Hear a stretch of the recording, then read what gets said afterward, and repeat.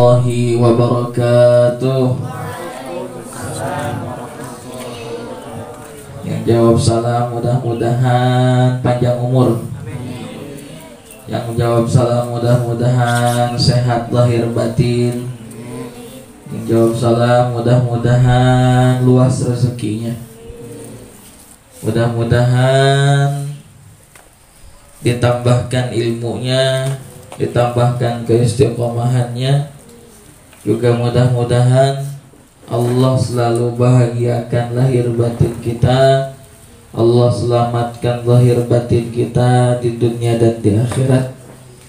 Dan jika sudah saatnya untuk kembali pulang kepada Allah Subhanahu wa ta'ala, pulang dalam keadaan husnul khatimah. Yang belum pernah ziarah Baitullah makam Rasulullah, mudah-mudahan Allah berikan kita nasib rezeki untuk bisa sama-sama menginjakkan kaki di Baitullah. Amin ya Allah ya Rabbal. Alhamdulillahi Rabbil Alamin.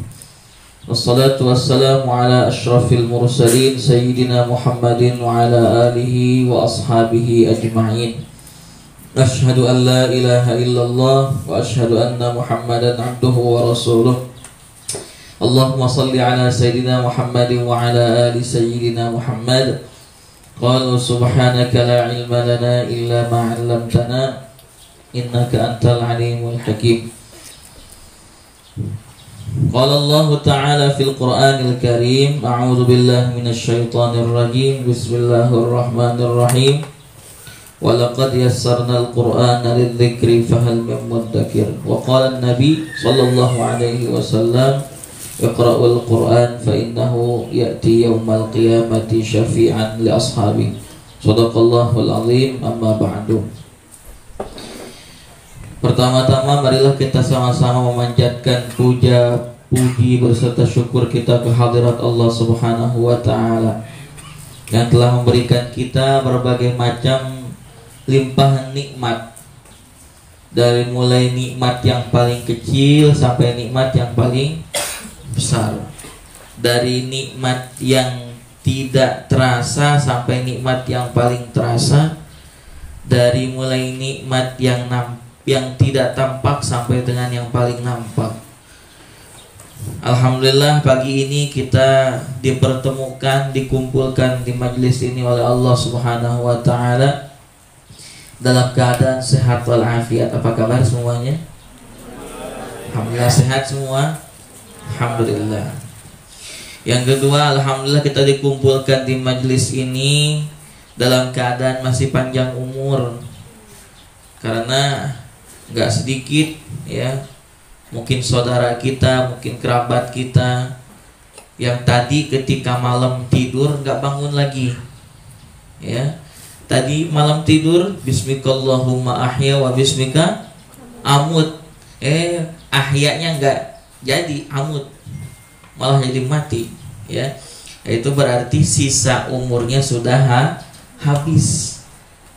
Kalau sisa umur sudah habis berarti rezeki di dunianya pun sudah habis ya, nggak ada lagi sisa. Nah kita berarti kita masih diberikan anugerah yang besar oleh Allah Subhanahu wa ta'ala. Apa anugerahnya? Yang pertama, anugerah dari panjang umur, kita masih bisa silaturahim seperti pagi hari ini. Hendaknya kita memuji syukur kehadirat Allah dengan mengucapkan alhamdulillah. Terus yang kedua, anugerahnya panjang umur, apalagi selain daripada silaturahim, kita masih bisa menikmati rezeki hidup kita di dunia ini.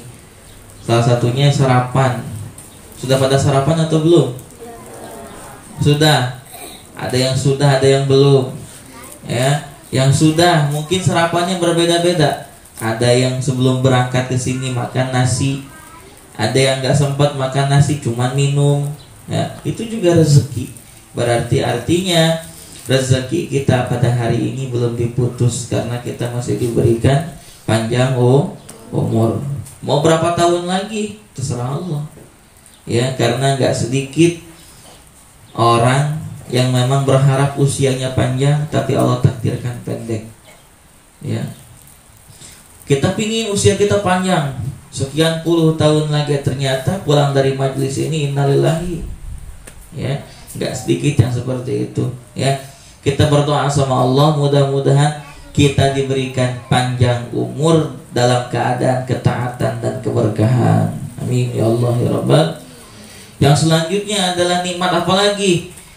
Yang paling besar adalah nikmat iman dan nikmat Islam. Karena dengan nikmat iman dan juga nikmat Islam inilah akhirnya kita dipertemukan oleh Allah. Di dunia ini nggak ada yang kebetulan. Ya, semuanya sudah ada dalam takdir Allah.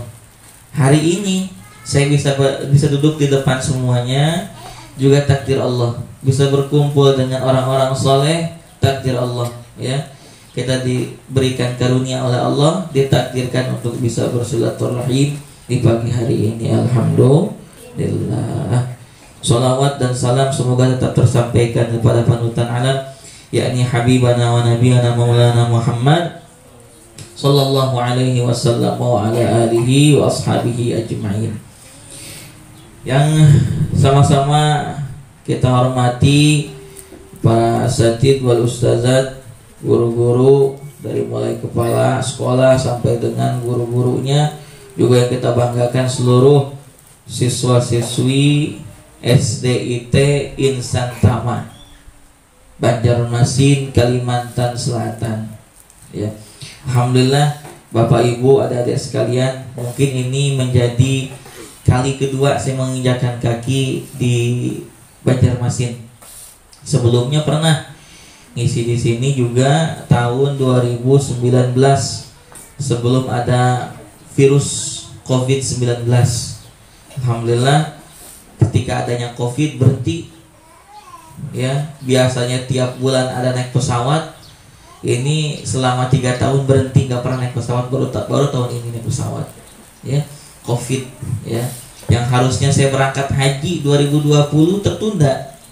Kenapa? COVID. 2021 masih COVID. 2022 juga masih katanya. Ya, mudah-mudahan tahun depan Allah berikan nasib saya berangkat haji insyaallah. Ya. Bapak Ibu sekalian, ada peribahasa tak kenal maka tak cinta maka tak sayang. Sudah pada kenal saya belum? Belum ya? Ada yang pernah bertemu belum? Ada followers IG saya enggak? Wah.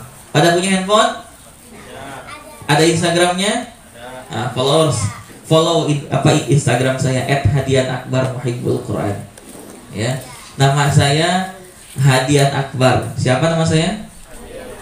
Hadian Akbar. Asal dari Bandung, Jawa Barat. Tempat tanggal lahir Bandung 15 Januari 1995. Usia saya saat ini mungkin 17 tahun. 10 tahun yang lalu. Ya, alias 27 tahun. Alhamdulillah.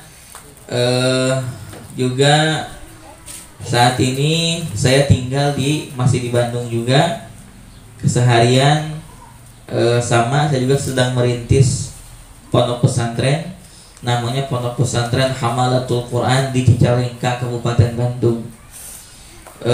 Juga kegiatan yang lainnya, saya juga sebagai pengajar asatid di Pondok Pesantren Al-Quran Al-Falah Cicalengka, Kabupaten Bandung, dan juga sebagai dosen di STI Al-Falah Kabupaten Bandung. Alhamdulillah juga, alhamdulillah untuk sampai saat ini prestasi yang pernah saya raih, alhamdulillah tahadus bin ni'mah, juara 4 MHQ internasional di Iran tahun 2016. Alhamdulillah. Itu mungkin perkenalan singkat dari saya. Jadi pagi hari ini Bapak Ibu semua, saya nggak akan bertausiah sebenarnya. Terus mau ngapain? Saya akan cerita aja. Cerita mudah-mudahan jadi inspirasi, jadi motivasi untuk Bapak Ibu sekalian. Insyaallah. Tentu sosok Hadian yang sekarang ini pernah kecil, pernah seusia putra putri bapak dan ibu semua. Kalau di sini putra putri bapak ibu SD, kelas 1, kelas 2, kelas 3, kelas 4, kelas 5 katanya paling tinggi baru kelas 5 karena sekolah baru, mudah-mudahan semakin berkembang. Ya. Saya pun sama, pernah mengalami masa-masa seusia putra-putri Bapak dan Ibu semua. Nah, ngapain katanya Ustaz Hadian dulu seusia putra-putri Bapak Ibu semua, seusia putra-putri kami. Kalau di sini katanya ada program tahfidzul Quran, ada program anak-anak menghafal Al-Quran dan bukan eskul, bukan jadi eskul, ya, tapi jadi mata pelajaran masuk ke dalam kurikulum pelajaran, bukan lagi ekskul, ya.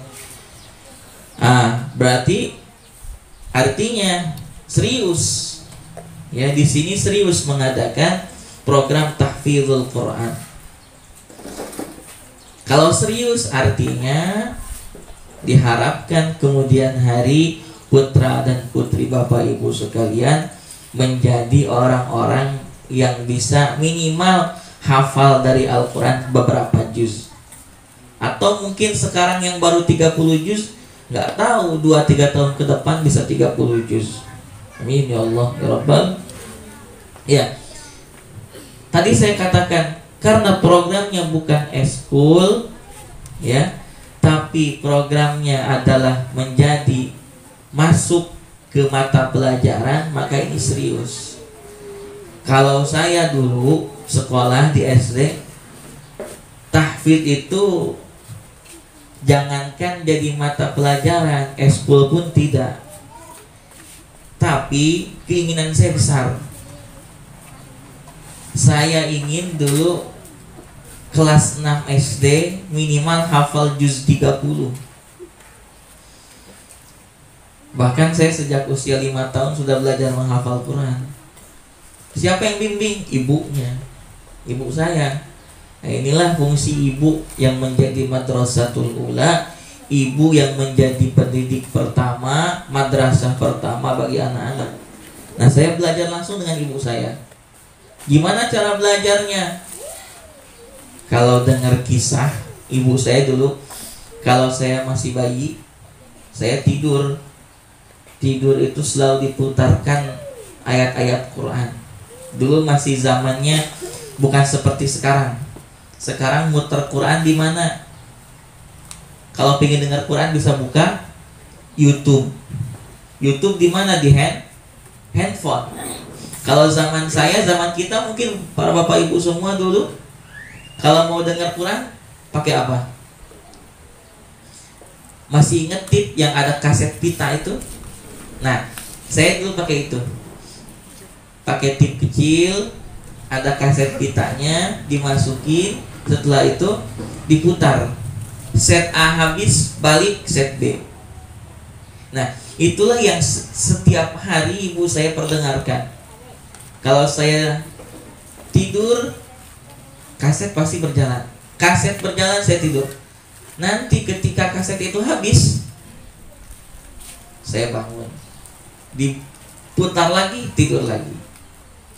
Sampai akhirnya usia 3 tahun ibu saya bimbing saya untuk belajar bacaan sholat dan doa-doa sehari-hari.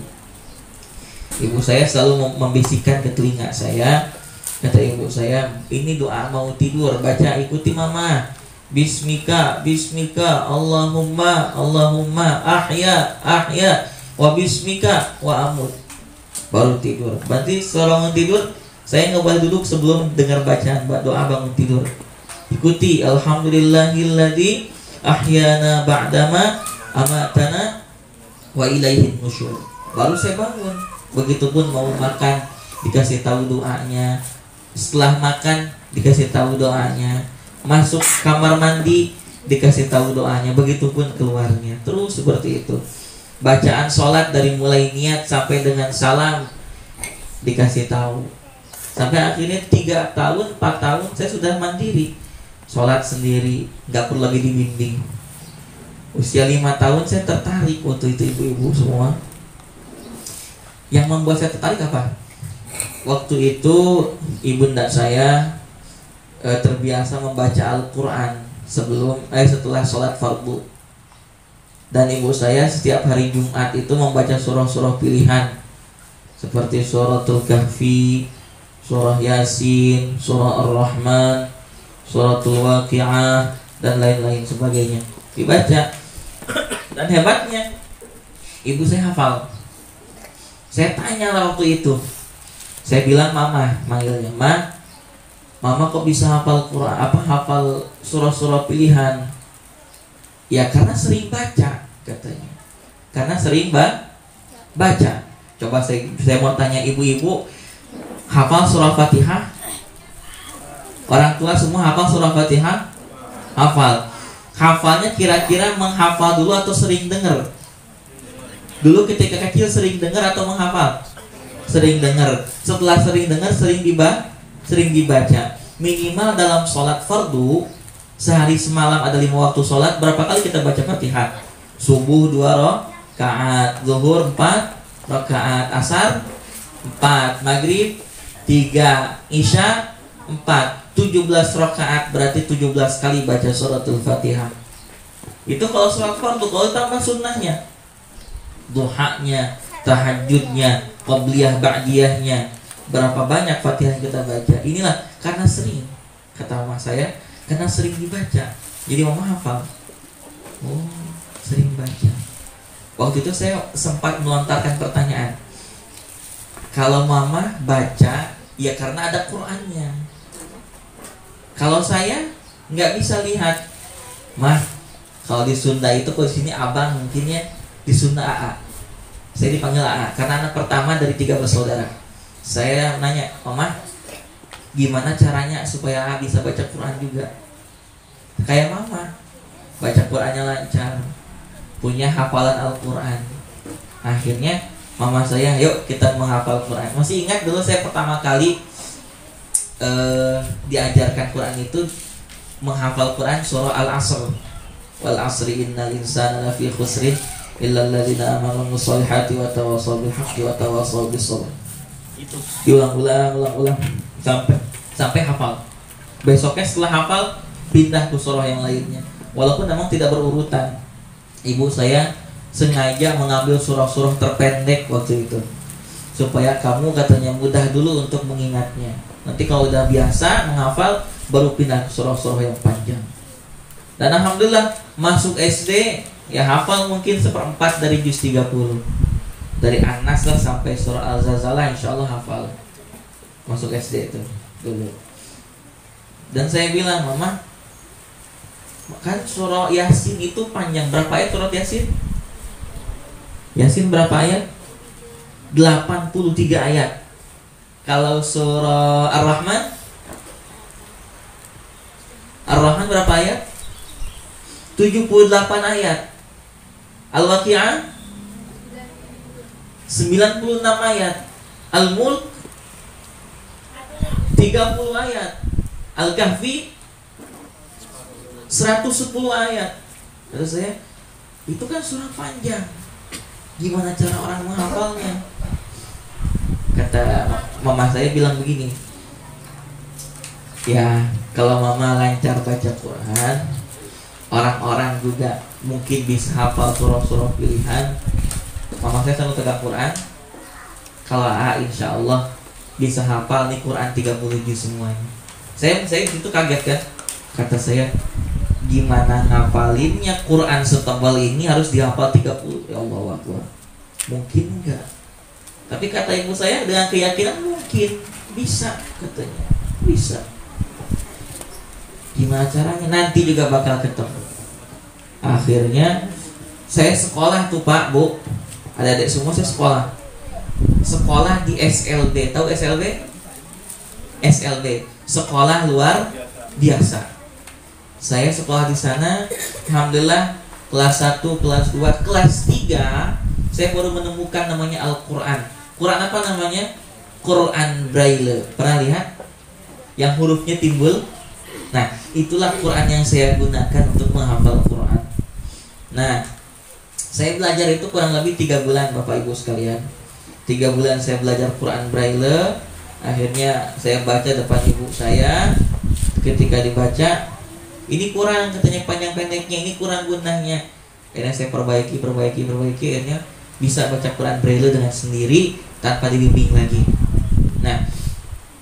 Nah, dengan wasilah Quran Braille inilah akhirnya kelas 6 SD saya bisa hafal juz 30. Ketika selesai setoran ke guru agama dulu, setoran juz 30, saya berdoa sebenarnya. Apa doa saya? Ya Allah, kalau kelas 6 SD ini saya hafal juz 30, ya Allah, tolong takdirkan ya Allah, beberapa tahun ke depan izinkan saya hafal Quran 30 juz. Izinkan saya hafal Al-Quran 30 juz. Akhirnya apa? Diizinkan tuh oleh Allah. Diizinkan oleh Allah hafal Quran 30 juz di usia 16 tahun. Karena 12 tahun saya menghafal serius, 16 tahun saya selesai 30 juz. Alhamdulillah. Kenapa bisa selesai? Apa usahanya? Apa kiat-kiatnya? Kiat-kiatnya mungkin kalau lihat perjuangan saya hanya sepersekian persen saja. Kalau lihat usaha ikhtiar saya mungkin hanya sekedar seberapa persen saja. Yang kuat apa? Yang kuat adalah dukungan, dorongan dari orang tua dan guru-guru. Bu, Pak, gak ada hadiah yang duduk di depan sekarang ini kalau gak ada dorongan orang tua dan guru. Gak ada hadiah sekarang. Dan saya ingin tegaskan, tidak ada putra putri bapak ibu di kemudian hari yang sukses dalam bidang apapun, mau bidang Qur'annya, mau bidang keilmuan bahasanya, mau keilmuan sosialnya, keilmuan sainsnya, segala macamnya. Nggak akan ada anak yang sukses kalau nggak ada dorongan dari bapak dan ibunya, nggak ada dorongan dari guru-gurunya. Nah, disinilah perlunya bapak ibu dan guru-guru semua bersinergi. Bagaimana nih ketika di sekolah guru-guru mendidik? Salah satunya tadi ada mata pelajaran tahfidzul Quran. Guru-guru mendidik di sini untuk menghafal. Kata guru-guru, nanti di rumah diulang ya. Karena anak-anak nanti di rumah hafalannya diulang. Supaya apa? Supaya tidak lupa. Pulang anak itu ke rumah. Pulang ke rumah ketemu dengan TV-nya, ketemu dengan handphonenya, ketemu dengan yang lain-lainnya. Orang tuanya kurang memantau, kurang memperhatikan. Akhirnya apa? Yang tadi disuruh oleh 5 juz, coba dites soal. Kadang-kadang saya jadi malu juga sama orang tua kalau di soal nggak lancar. Tapi ya itulah bukti orang tua memperhatikan gitu. Akhirnya dites lancar, alhamdulillah. Berangkat lagi, jadi saya per semester itu dapat 5 juz untuk itu. Pulang ke rumah bawa 5 juz, pulang ke rumah bawa 5 juz, sampai akhirnya awal 2011 saya pulang ke rumah bawa 30 juz. Ya, depan orang tua saya bilang, "Mama, Bapak, hari ini sudah selesai mengkhatamkan Quran 30 juz." Kata orang tua saya, "Khatam apa dibaca?" Katanya. "Bukan, dihafal." Alhamdulillah. Nangis ibu saya itu. Langsung mendoakan saya. Ya. Dihafal 30 juz. Alhamdulillah selesai. Lalu ya mulailah dari situ keberkahan, karomah Quran saya dapat. Ya, luar biasa. Nah, ini bukti kerjasama antara guru saya di pesantren dengan orang tua. Jadi tidak membiarkan ketika saya pulang biarin aja lah supaya tidur, biarin aja lah supaya enggak. Walaupun bapak ibu sekalian, sejatinya emang orang tua saya ini bukan penghafal Quran juga, bukan hafidh Quran, bukan hafidhatul Quran, bukan. Ya, baca Qurannya ya mungkin bagus, itu bagus untuk ibu saya. Kalau bapak saya kan sibuk kerja dulu. Bagus ibu saya, cuman tidak hafal Quran seluruhnya. Jadi Kalau ada yang bertanya, Ustaz Hadian, orang tuanya apakah hafal Quran juga? Tidak. Mungkin juga banyak orang tua yang mendambakan anaknya bisa hafal Quran, tapi aduh, saya ini pengen punya anak hafal Quran, tapi sayanya enggak nih. Gimana? Enggak apa-apa, enggak jadi masalah. Yang penting dukungan tuh anak-anaknya. Ya, karena saya pun terlahir bukan dari penghafal Al-Quran. Di keluarga saya sendiri, Bu, pertama yang menghafal Quran. Akhirnya apa? Saya 3 bersaudara. Saya anak laki-laki sendiri. Adik saya dua-duanya perempuan. Dan alhamdulillahnya adik saya yang 2 ini perempuan akhirnya mengikuti jejak saya untuk menghafal Quran. Karena doa ibu saya ketika saya sudah hafal Quran dulu, ya Allah, saya wakafkan ketiga anak saya untuk Al-Quran. Saya ingin 3-tiganya anak saya hafal Al-Quran. Allah kabulkan. Saya pertama 30 juz selesai di tahun 2011, usia 16 tahun.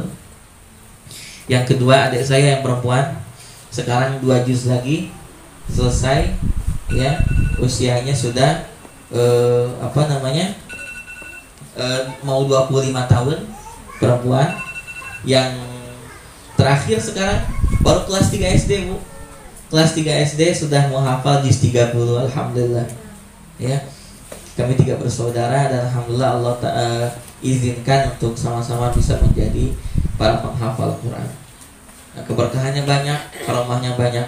Salah satunya yang saya sampaikan terakhir sebelum tanya jawab, karena saya ini silaturahim sebenarnya ke sini, datang dari Jawa Barat, sedang mengikuti musabaqah tilawatil Quran. Bapak Ibu dengar kabarnya di sini ada musabaqah nasional. Nah, saya sedang membersamai peserta dari Jawa Barat untuk mengikuti musabaqah tilawatil Quran tingkat nasional ke-29 di Kalimantan Selatan ini. Nah, yang terakhir yang saya sampaikan adalah barokah Quran, karomah Quran itu akan didapatkan oleh sesiapa saja yang melekatkan dirinya dengan Al-Quran. Iya. Kalaupun kita sering mengatakan bahwa katanya menghafal Quran itu susah, ya terlepas dari semua itu, susah, mudah itu relatif. Tapi janji Allah mudah bagi yang mau berusaha. Buktinya walaqad yassarnal Quran, firman Allah, walaqad yassarnal Quran lidzikri fahal min muddakir. Dan sungguh telah kami mudahkan Al-Quran untuk diingat. Tapi ujungnya fahal min muddakir, ada nggak orang yang mau belajar Quran ini? Ada nggak orang yang mau menghafal Qurannya? Aku buka nih, mudah nih Quran nih. Nah, tinggal bapak ibu bisa mendorong putra putrinya untuk menjadi penghafal Quran. Minimal dari mungkin ada yang punya 2 anak, 3 anak, 4 anak, 5 anak, ya, minimal salah satu dari mereka ada yang menghafal Quran. Supaya apa? Supaya menjadi orang-orang yang mulia. Kenapa jadi orang mulia? Kita sering dengar mulia, maka sesiapa saja yang senantiasa melekatkan dirinya dengan Al-Quran, maka hidupnya pasti mulia. Saya ingin berikan satu contoh terakhir sebagai wujud apa yang menempel dengan Quran mulia. Bapak Ibu tahu kulit kambing? Tahu kulit sapi?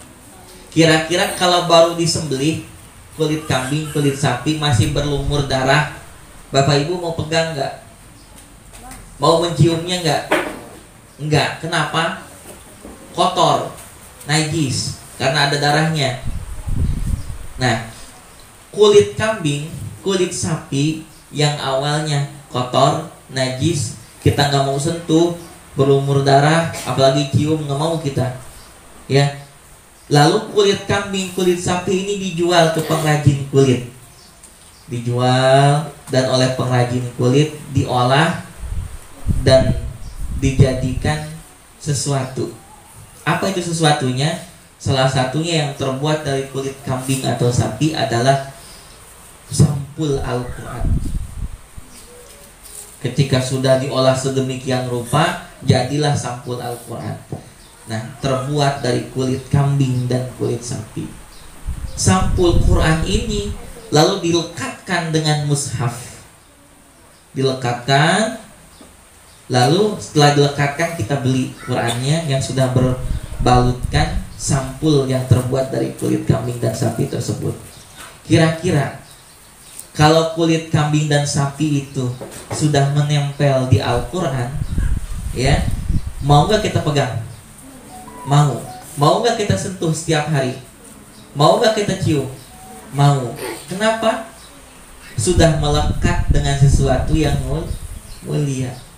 Begitupun kita, ya, kita kalau sudah melekat dengan Al-Quran, siapa orang yang tidak mau dekat dengan kita? Siapa orang yang tidak mau berkhidmah dengan kita? Siapa orang yang tidak mau menghormati kita? Kenapa? Yang mulia, yang terhormat bukan kitanya, tapi apa?